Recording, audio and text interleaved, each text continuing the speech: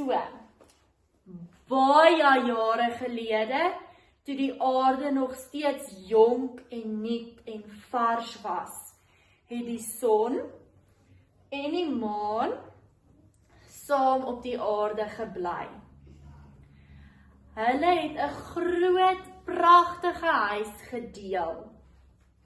Hierdie huis het bestaan uit 'n boonste en 'n onderste verdieping.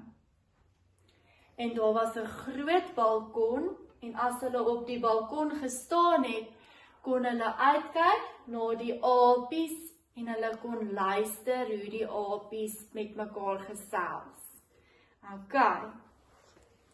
Hulle beste vriend was water. Maar hy het nooit in hulle pragtige huis kom kuier nie. Kom kuier asseblief vir ons, sê son. Asseblief kom besoek ons water, smeek ma. Ons kan dan almal saam op die balkon sit en luister na die apies.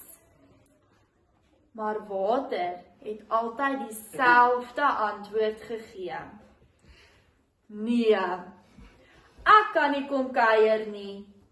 Ek het so baie vriende wat in my bly. Al die visse en al die seediere kan nie sonder my oorleef nie. En ek is bang, ons gaan almal nie in hierdie hele huis pas nie. Elke dag het son en maan dieselfde vraag gevra en elke dag het water dieselfde antwoord gegee. Een nag, terwyl son en maan op hulle balkon sit en na die apies luister, kry hulle 'n blinkplan. Ek het dit. Ek het die oplossing vir ons probleem. Ons moet ons huis net groter maak, sodat water en al sy seediere in ons huis kan pas. Son het gedink dat dit 'n briljante idee was en hulle het dadelik begin bou. En hulle huis was groter. En na 'n hele maand van harde werk, kon hulle uiteindelik weer vir water nooi. Water, ons huis is nou so groot dat jy en al die seediere wat in jou bly in ons huis kan pas. Water het uiteindelik ingestem om vir son en maan te gaan kuier. Hy het by hulle groot huis aangekom en versigtig aan die voordeur geklop.